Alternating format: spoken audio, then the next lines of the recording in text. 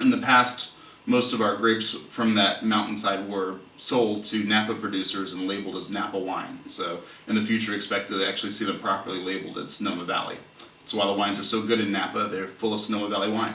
2008 Titanium is the finest estate titanium tasted to date. It rivals and possibly exceeds the estate Cabernet as far as I'm concerned.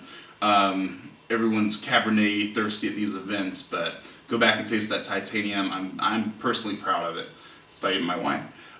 2008 Titanium Upper Bench Block Estate Merlot, folks, Merlot. So, okay, poured Savage, full of mountainside thrust, Apache blackberry, bramble, black raspberry jelly, and just black to the core. Best Merlot, one of the best Merlots from Sonoma Valley tasted to date. It's certainly in competition with Aldelsa's Summit, but a different style. Summit's meant to age, I think, for 20 years. 2008 Titanium Ridge Dash George's Estate Malbec.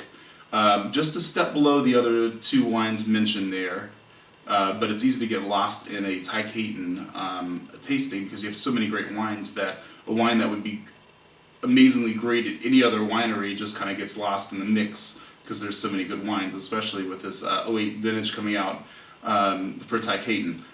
This one shows lots of stone, cassis, boysenberry jelly. Now we're going to move on to his single block estate programs called Caton Collection. That's a new collection from Ty Caton. Each bottle series has 48 cases made. That's just 2 barrels of each wine. They're all 100% cab. It's a new series that's entirely where he's broken out his entire vineyard, basically dissected it into tiny blocks and is bottling them separately. 2008 Upper Bench Block Cabernet, bottled Bodily of Cabernet, sorry. It's as close to earning a perfect score, around 100 points, as any wine. It's certainly the big crowd pleaser for the few people who've gotten a chance to taste it. There's so little of it that, unfortunately, they're not able to pour it too often. Refined, classic, dark mineral, dried herb, black olive. I've tasted this bottle now twice. I'm completely amazed. I was happy today to taste Big Hill Block Cabernet, another 48 case wine. It's now my new favorite from Ty Caton. It's also as close to a perfect score of 100 as you can get. Blackberry pie with vanilla crust, black mulberry, briar, black currant.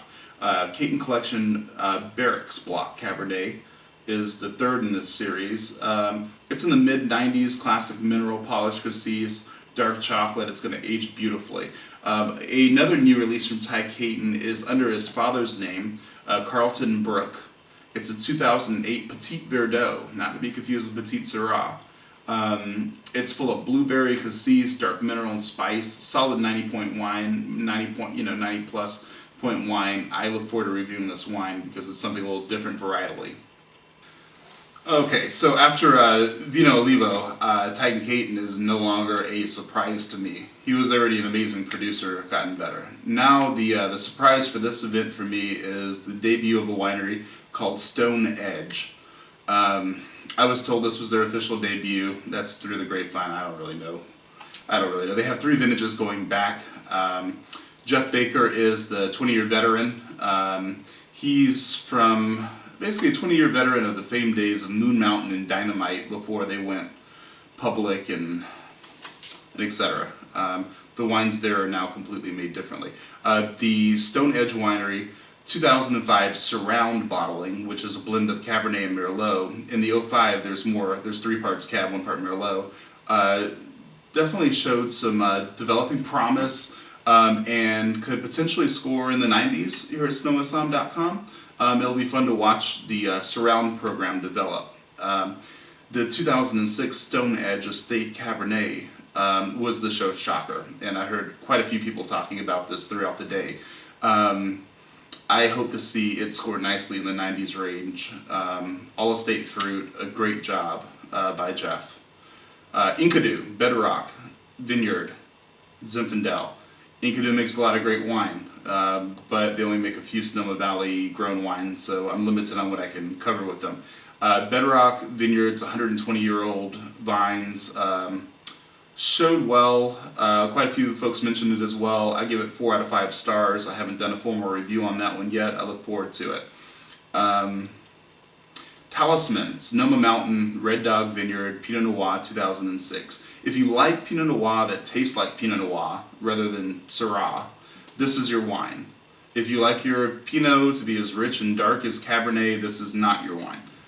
It will continue to be one of my favorite honest Pinots, meaning they didn't add Petit Syrah, Merlot, sugar, or heavy black wine dye to it. Yes, people, if you're drinking heavy Pinots, there's a lot of something in there that's not Pinot if it's heavy and rich and etc. and low acid.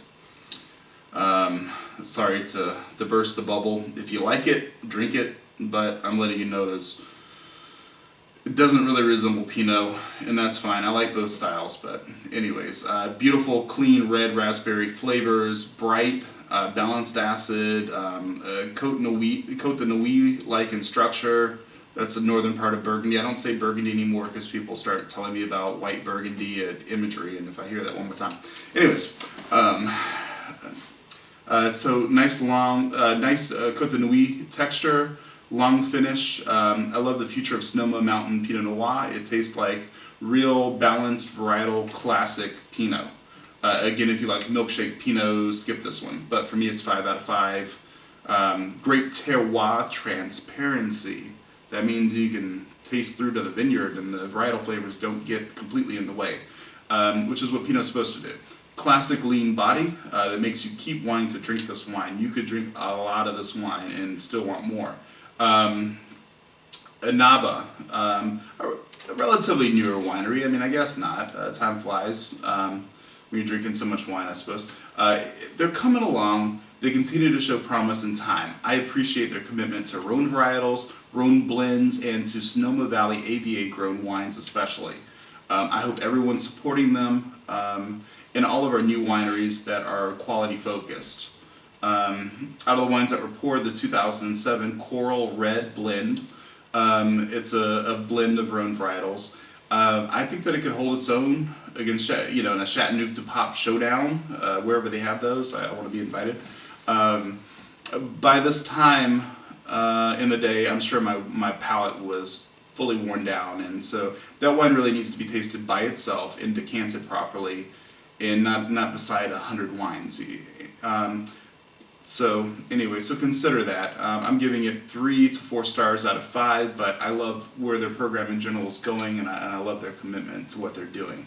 So please support them. Their Aereo port was delicious. Black mineral ink, all the disgusting sounding things that I apparently like in my wine, and very dry. So that's a wine that would review very well with me.